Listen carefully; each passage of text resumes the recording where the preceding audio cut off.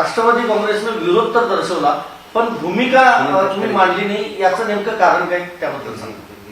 काल जे केंद्र सरकारच्या वतीने वर्ग सुधारणा विधेयक मांडण्यात आलं त्याला राष्ट्रवादी काँग्रेस पक्षाने पाठिंबा दिला. आपण जर का पाहिलं तर अल्पसंख्याक खात्याचे मंत्री किरणजी यांनी विस्तृतपणाने बिलाचा हेतू विषय त्या ठिकाणी केला आणि त्याचबरोबर देशाचे कणखर गृहमंत्री आदरणीय अमित शाह साहेबांनी सुमारे तासभर सविस्तरपणाने भाषण त्या ठिकाणी करत या संदर्भामध्ये मुस्लिम समाजाच्या मनामध्ये जे काही जाणीवपूर्वक गैरसमज निर्माण करण्याचा प्रयत्न विरोधकांच्याकडनं केला गेला होता त्या संदर्भातलं अतिशय खुलासेवार त्यांनी उत्तम पद्धतीचं मार्गदर्शन त्या ठिकाणी केलं. एक महत्त्वाची गोष्ट त्यांनी त्या ठिकाणी सांगितली की 2013 सालामध्ये लोकसभेच्या निवडणुकीच्या काही महिनेच अगोदर जे सुधारणा विधेयक आणलं त्याच्यामुळे जे काही वेगवेगळे प्रश्न निर्माण झाले त्या प्रश्नाची उकल जर काय करायची असेल ते पुन्हा योग्य वळणावरती त्या ठिकाणी आणायचं असेल तर हे सुधारणा विधेयक मांडण्याची आवश्यकता होती आणि 2013च्या विधेयकामध्ये केलेल्या तरतुदी कशा अयोग्य होता त्याचं सुद्धा त्यांनी स्पष्टीकरण त्या ठिकाणी केलं. एक बाब अत्यंत महत्त्वाची त्या ठिकाणी आदरणीय अमित शहासाहेबांनी सुद्धा आणि किरणजींनी नमूद केली की हे जे काही सुधारणा विधेयक मांडण्यात आलेलं आहे हे पूर्वलक्षी प्रभावाने मांडण्यात आलेलं नाही. ज्या दिवशी राष्ट्रपती महोदयांची सही होईल त्याच्यानंतर याची अंमलबजावणीची सुरुवात त्या ठिकाणी होईल. एक अपिलाचं प्रावधान त्यांनी त्या ठिकाणी केलं असताना पूर्वी ट्रायब्युनलच्या नंतर अपील करण्याची त्या ठिकाणी व्यवस्था नव्हती. ती व्यवस्था या ठिकाणी केली गेल्यामुळे मुस्लिम समाजातील भगिनी असतील, मुस्लिम समाजातील इतर नागरिक असतील यांना सुद्धा न्यायालयामध्ये त्या ठिकाणी आपला न्याय मागता येऊ शकतो अशी या सुधारणा विधेयकाची त्या ठिकाणी तरतूद आहे. आणि एकंदरीत जे वारंवार त्यांनी सांगण्याचा प्रयत्न केला की आणि ते निश्चितपणाने समजून घेण्यासारखं होतं की याचा लाभ देशभरातल्या गरीब असलेल्या मुस्लिम समाजाच्या उन्नतीसाठी मोठ्या प्रमाणावरती करता येऊ शकतो.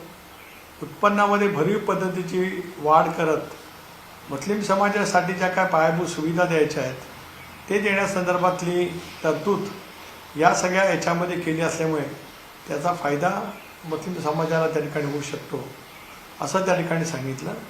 राष्ट्रवादी काँग्रेस पक्षाने काल बिलाला पाठिंबा दिला. त्या बिलाच्या बाजूनेच मतदान मी त्या ठिकाणी केलेलं आहे. सर, प्रश्न असा आहे तुम्हाला बोलण्यासाठी संधी प्रश्न असा आहे की विरोधक म्हणतात की सुनील तटकरे यासाठी बोलले नाही की त्यांना वाटतं की मुस्लिम मतदार त्यांची नाराज. याला जोडून तुम्हाला बोलण्याची संधी का देण्यात आली नाही? मग एक असं आहे की आपण एक समजून घेऊ शकता विधेयकाच्या बाजूने मतदान केल्याच्या नंतर विधेयकाला समर्थन केलंच त्याच्यामुळे बोलल्याने समर्थन होतं अशातला काय भाग नाही. बोलून मतदान केलं नसतं तर त्याच्यामध्ये प्रश्न निर्माण झाला असता. विधेयक हे अटीतटीच्या मतदानाने त्या ठिकाणी मंजूर होत असताना बोलण्यापेक्षा कृतीवरती भर देण्यामध्ये काल त्या ठिकाणी आम्ही योग्य ती भूमिका बजावली असं मला स्वतःला त्या ठिकाणी वाटतं. तुमच्या पक्षाचे नवाब मलिक किंवा इतर जे नेते आहेत त्यांचा यासाठी विरोध आहे का की याला समर्थन आहे? आणि त्या लोकांनी काही आपल्या पक्षाच्या वरिष्ठ नेत्यांनी अजित पवारांची 2 दिवसापूर्वी मुंबईमध्ये बैठक घेऊन नाराजी व्यक्त केल्याची देखील नाही. आपण जे सांगतायत ते सर्व चुकीच्या बातमींच्या वरती आहे. दर मंगळवारी देवगिरी बंगल्यावरती राष्ट्रवादी काँग्रेस पक्षाच्या विधिमंडळ पक्षाची बैठक होत असते. आमदारही त्या ठिकाणी असतात. नवाब मलिक सुद्धा त्या ठिकाणी होते आणि या विधेयकातल्या तरतुदी बाबतीमध्ये त्यांनी त्या ठिकाणी सांगितलेलं होतं. सर, ठाकरेची शिवसेना जी आहे ते वक्फच्या मुद्द्यावरून हिंदुत्वाच्या मुद्द्यावर त्याची कोंडी झाली आहे का असं वाटतं तुम्हाला? नाही, मी इतर पक्षांची काय कोंडी झाली काय झाली नाही याच्याबद्दल काय बोलू इच्छित नाही. काल आपण पाहिलं तर आम्ही जसे सेक्युलर विचाराचे आहोत तसंच आपण जर का पाहिलं तर काल JDUचे नेते आपले मंत्री राजीव लल्लन सिंग यांनी अतिशय प्रखरतेने भूमिका त्या ठिकाणी मांडली. चंद्रबाबू नायडूंच्या पक्षाच्या खासदारांनी सुद्धा भूमिका त्या ठिकाणी मांडली. त्यांनी समर्थन दिलं. चिराग पासवान यांचा सुद्धा पक्ष त्या ठिकाणी आहे त्यांनी सुद्धा त्या ठिकाणी समर्थन दिलं आहे. सीताराम मांझी त्या ठिकाणी होते. त्यामुळे सर्वांनीच जे सेक्युलर पार्टी आहेत त्या सर्वांनी त्या ठिकाणी समर्थन दिलेलं आहे. आणि आपण जर काही विस्तृतपणाने या संबंध पाहण्याचा प्रयत्न केला तर या सुधारणाच्याद्वारे मुस्लिम समाजाला त्याच्यातून अधिक फायदा मिळू शकतो. सर, हे विधेयक हिंदू मुस्लिम आहे, धार्मिक विधेयक आहे, हे प्रॉपर्टी वादाच्या संदर्भातलं विधेयक आहे, हे प्रॉपर्टी संदर्भात आहे? कारण काही पक्ष म्हणतात की हे धार्मिक प्रश्नाच्या संदर्भात आहे, काही म्हणतात की हे प्रॉपर्टीच्या संदर्भात. तुमचं काय मत आहे, प्रॉपर्टी का धार्मिक? मला असं वाटतं काल अमित भाईंचं भाषण आपण ऐकल्याच्यानंतर त्याच्यातली स्पष्टता त्याच्यातून येते. हे धार्मिक नाही. हे जे काही वक्फ म्हणून जे काही दान देत दिलं जात असतं त्याच्यामध्ये अधिक वास्तवता यावी आणि त्याच्यातून छाननी करून तशापैकी निर्णय त्या ठिकाणी घेतले जावेत. 2013 सालामध्ये घाईगर्दीने जे काही बिल पारित करण्यात आलेलं होतं त्यावेळेला UPAचं सरकार असताना त्याच्यामुळे हे सुधारणा विधेयक मांडण्याची आवश्यकता भासली असं वारंवार केंद्रीय गृहमंत्री अमित शाह साहेबांनी त्या ठिकाणी स्पष्ट केलेलं आहे.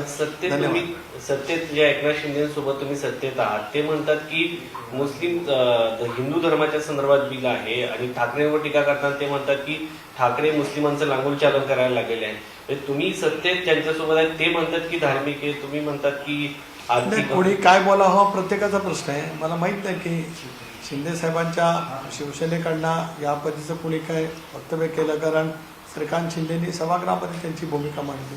शेवटी प्रत्येकजण या संबंध विधेयकाच्या संदर्भामध्ये आपलं जे काही मत असेल किंवा ज्याला आपण इंग्रजीमध्ये इंटरप्रिटेशन असं म्हणतो ते प्रत्येकजण त्या ठिकाणी करत असतो. धन्यवाद. सर, एक छोटा प्रश्न आहे. सर, छोटा प्रश्न. पुण्यामध्ये तुमच्या पक्ष गटाचे माजी अध्यक्ष आहेत शंतनू कुकडे, त्या पदाधिकाऱ्यावर बलात्काराचा गुन्हा दाखल करण्यात आलेला आहे पुण्यामध्ये.